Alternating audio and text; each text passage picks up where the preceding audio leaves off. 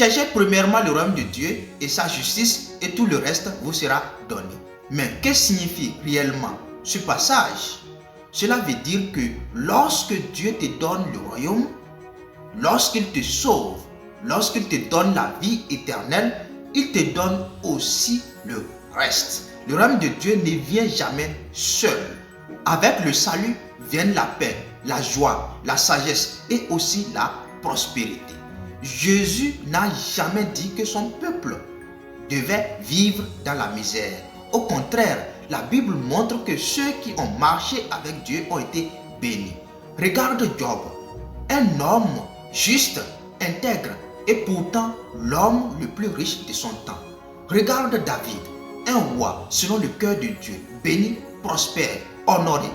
Regarde Abraham, Isaac, Jacob, tous étaient immensement riches et ces fortunes, si tu les traduisais aujourd'hui, représenteraient des millions, voire des milliards de dollars.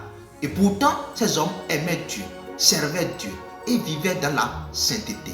Dieu ne déteste pas la richesse. Ce qu'il déteste, c'est l'avarice. Ce qu'il déteste, c'est l'amour excessif de l'argent. Quand l'argent devient une idole.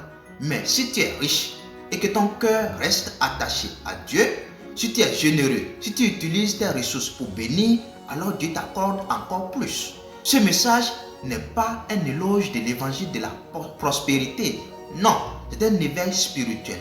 Une invitation à comprendre que le royaume de Dieu est aussi un royaume d'abondance et d'indépendance. Si tu vis encore dans la précarité, pose-toi la question. Est-ce que j'ai vraiment reçu le règne de Dieu dans ma vie? Parce que quand Dieu règne, la bénédiction suit. Si ce message t'interpelle, rejoins notre communauté WhatsApp.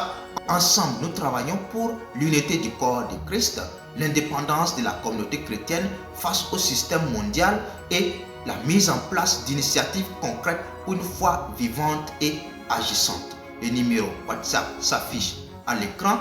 Rejoins-nous et partage cette vidéo pour éveiller d'autres croyants.